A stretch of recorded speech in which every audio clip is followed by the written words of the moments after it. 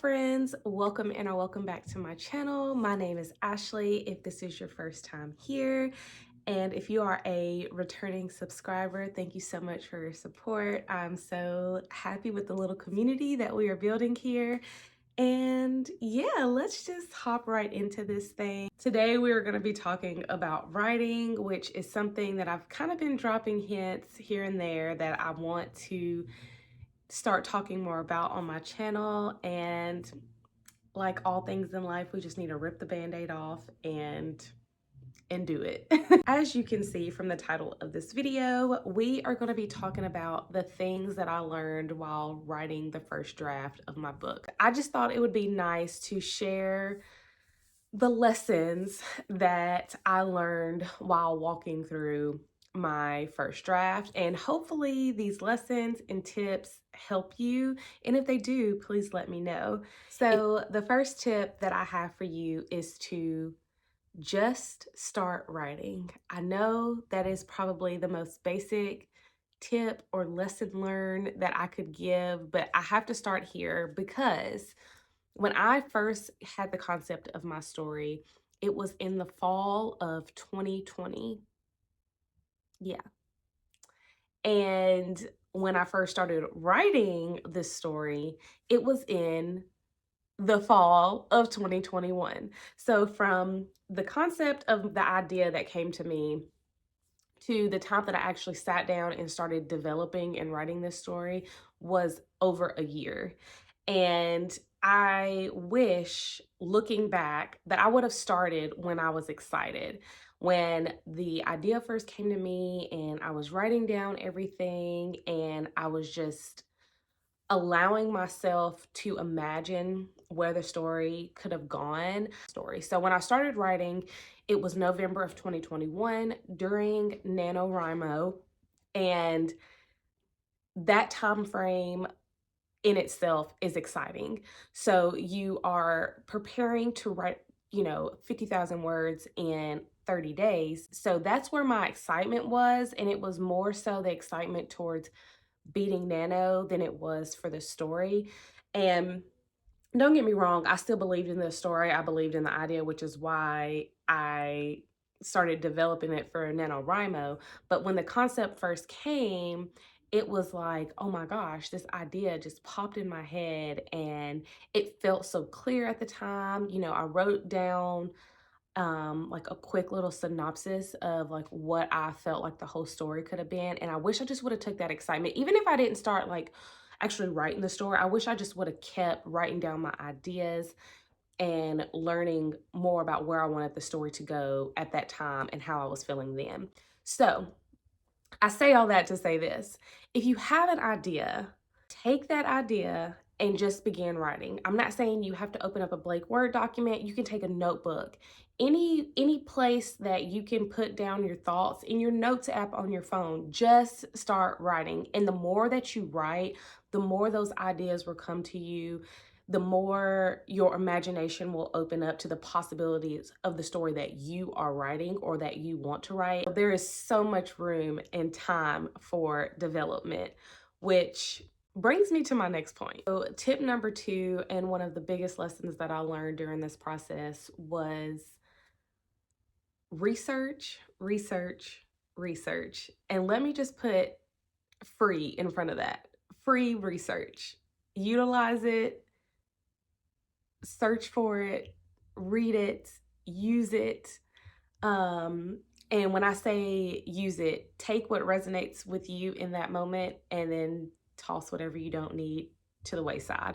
You're on a platform now, YouTube, that has plenty of people here that are helping and giving you free resources and free content on how to get started with your work, where to start with your work.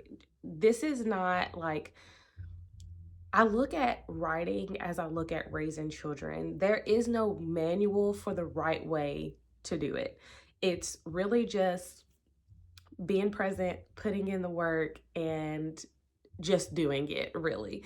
One person's process is not going to be the end all be all for every other writer. It is nice to look at what other people are doing and take the things that resonate with you or that you like and apply it to your process. And I say free because at this stage, me personally, I don't think anybody should be paying for help at the beginning stage in the writing process. And I say that as somebody who did pay for help. Now, don't get me wrong. I had a writing coach. I loved my writing coach.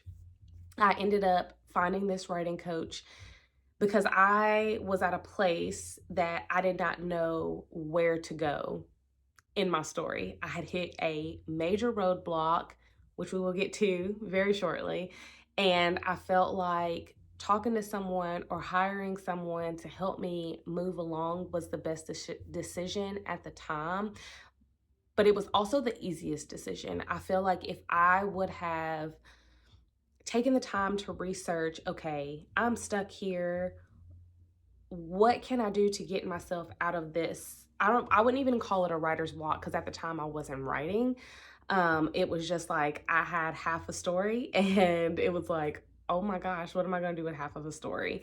So I think that if I would have taken the time to really research and probably dug a little bit further into the beginnings of writing a book, I would have been able to kind of dig myself out of the hole that I had put myself in. So, research is to me a very huge piece of this, but don't get so caught up in perfectionism. There's only so much research you can do before you actually have to go back to tip in lesson number one and just sit down and write. Lesson number three that I learned, unfortunately, very late, and that is to make an outline. And I know in this writing world, we are divided in our pantsers and our plotters.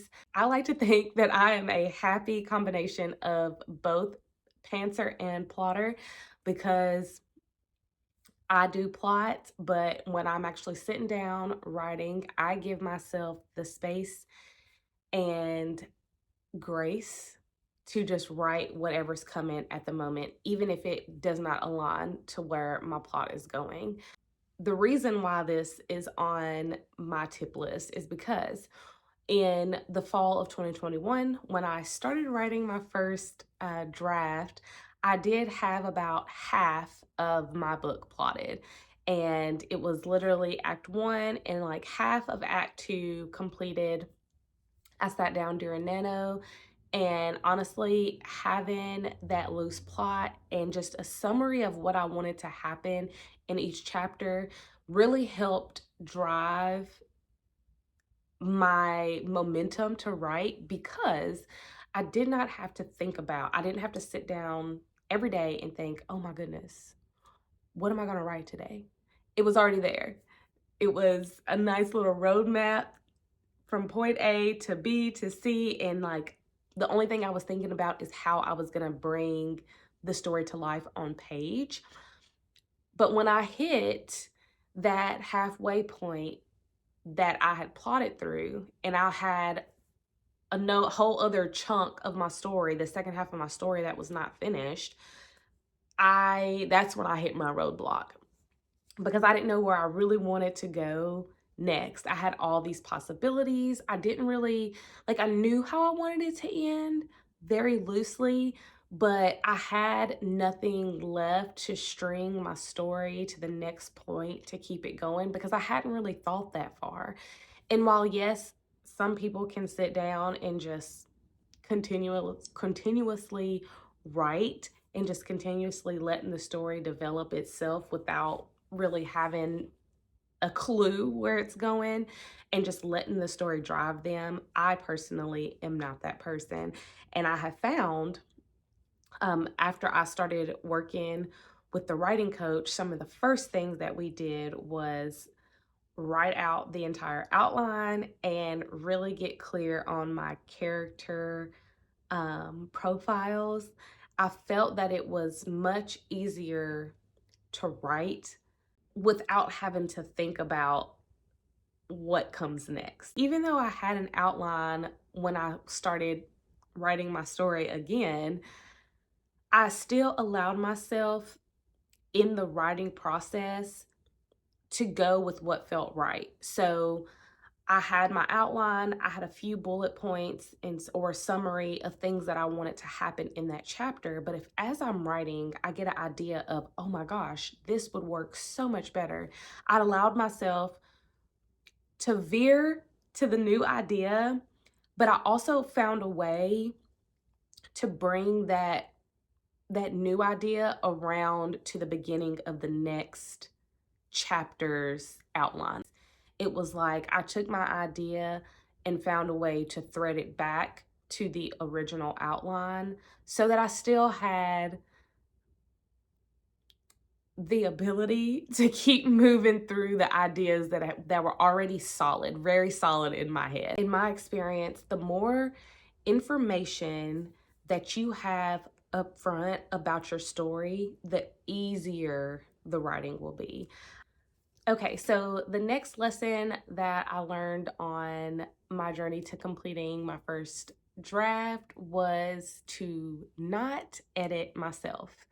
And this is probably the one thing that I see across the board from anybody that I talk to who is currently writing their first book, working on their first draft, what have you.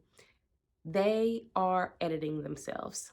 What I mean by that is you finish an entire chapter, you're ready to move on to chapter 2, but before you move on to chapter 2, you're like, let me just go back and read what I wrote before I start working on this next chapter. And you go back and you read it, and then you see these mistakes, or you see another way that the story could have gone, or something that you can add in. And so you start working on chapter 1 again, and you never make it to chapter 2. Do not do that. That is the biggest, I think, like sinkhole, quicksand that a writer can fall in, because when you go back and you're constantly rewriting, editing, reworking something that you've already written before you even move on to the next thing, you never move forward. Your first draft is not going to be the draft that you publish anyway. I've always read, I've seen multiple people say that the first draft is for the writer to tell the story to themselves. So that's why you should just literally word vomit onto a page. Get everything out of your head and don't worry about if it makes sense, because realistically, nobody is going to read the first draft anyway. You are the only person who's going to read the first draft. If you get the full idea out of the first chapter or first scene, whichever sections you write in, leave it. The reason why it's draft 1, draft 2, draft 3, draft 4, draft 10 before a book comes to publication is because you are going to be rereading this thing until the day you hit publish or submit to your editor or submit to publication. You are going to be reading this and making corrections until the end. Your first draft is not the one that you want to spend all the time on. You want to get to the end so that you can spend time on fixing the whole body of work and not just one chapter. So do not go back and edit yourself. It's not worth it. Leave it where it's at. Let it simmer back here in the back of your mind. There's always time to make changes. There's always time to move forward. Do not feel like you have to edit yourself as you go. You will also find, and I'm learning this now, that the writing side of your brain and the editing side of your brain are two different people. When you're writing, you're in creative mode, you're in a creative flow, you're letting the words flow through you, they're coming out. When you are in editing mode, you are looking for the mistakes, you are looking for the things that you're wanting to change. And you're switching, it's two different sides of your brain. You're switching it and you're not moving forward. Don't waste time editing yourself. Leave that for the future you. So the next tip or lesson that I learned is one that I'm still struggling with to this day, and that is try for consistency. Now, I'm not one of those people who say you have to write every single day. I don't think that that's healthy. Unless you're like really enjoying it and you're feeling it and you're like, I want to sit down and I'm going to write every day. I really feel like doing this. Then yes, go for it. But don't put unnecessary pressure on yourself. I just say find some sort of consistency. If you feel like you have to write something every day, only like tell yourself, I just need to sit down and write 5 minutes a day. 5 minutes is better than 0 minutes. You're getting something done. But I have found when you take long breaks between writing, that's when you fall into I feel like I have to reread everything that I have on page right now, or I feel like I am so far away from my story. That was one of the things I would always say to myself. I'm so far away from my story that I have to go back and reread, and I can't move forward without reading what I already have. Commit to a writing schedule if you can, and try to stick to it, because then your body gets into the rhythm of, okay, she's sitting down at her desk, she's opening her laptop, turning on the computer, she's lighting a candle. Put yourself in a pattern, in a routine, so that your mind and body recognizes what you're doing, where you're at, and be consistent with that. Be consistent with as far as setting the atmosphere of when you write, where you write. I mean, all those things help towards pushing you, and they also help for the days that you don't feel motivated. When you don't feel motivated enough to sit down and write, rely on that schedule or that consistency or that routine of setting up, and lean on that to help push you into the writing mode. There have been so many times where it was like, I don't really feel like writing, but I come up to my office, set up everything, I get my writing atmosphere ready, and then, I sit down and I may read the last paragraph that I wrote before I need to start, adding to the story. And it was like, okay, I'm feeling it now. This is what I need to do. This is where I'm at. Let's go. And I use that consistency or that routine to push myself into writing. And for my last lessons learned tip, that again, something I'm still working on within myself, that is, give yourself grace. Because if this is your first time doing this, it's your first time doing this. It's not gonna be perfect. It doesn't have to be perfect. Give yourself grace to know that where you're starting is not going to be where you're ending. There's plenty of time to work on this story and get it to the point that you want it to be. Write the story that you want to read. Just know that as long as you keep working, you're not failing. As long as you keep trying, you're not failing. The only way you can fail at writing is to stop writing. So give yourself grace to take breaks. Give yourself grace to just say, okay, today is just not the day. I'm not going to be able to do it. That is okay. We are all out here doing the best we can in life. And if you enjoy writing and you want this to be um, a happy place, allow it to be a happy place. Don't put so much expectation or hardship on yourself to be a certain writer or a certain way. Yes, there are people who, you know, release books very rapidly, but you can't compare yourself to someone who has probably been doing this for quite some time. The authors that we see now who are getting notoriety and their books are on bestseller lists and things like that, they all started where we are right now. The biggest thing that writing this first draft has taught me is that I can write a book. I have written a book. Is it a book that people need to read right now? No, it's not there yet, but we are going to get there. And I did not give myself enough grace during that process. Just remember to acknowledge all the other things in life that you are doing, and that you are trying to fit writing into a spot that will make you happy, that can be your hobby. Allow this to be, don't treat this like a job. Even if you want it to be one, if you want this to be your full time job, that is fine. Dream big, but right now, have fun with it and enjoy the process. And to wrap this up, I'm going to go over the 6 tips and lessons learned that I shared in the video today. Number 1 being just start writing where you are, write anywhere. Get your Word doc, your notes in your phone, or just a plain old notebook piece of paper, and start getting your ideas down. Number 2, do your research. Research everything. Tip 3, make the outline. It can be loose, it can just be bullet points, it can just be a quick summary, but just try to make the outline. Edit yourself is number 4. Keep moving.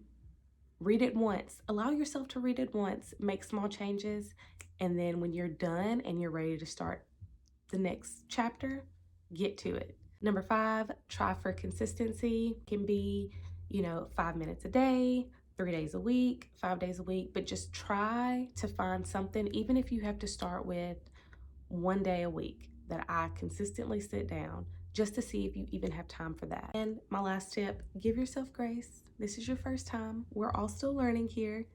It'll be okay. As long as you don't quit, you have not failed. Okay, that has been my 6 tips and lessons learned of writing my very first draft of my first book. I'm excited. Listen, y'all, when I finished my first draft, I celebrated it.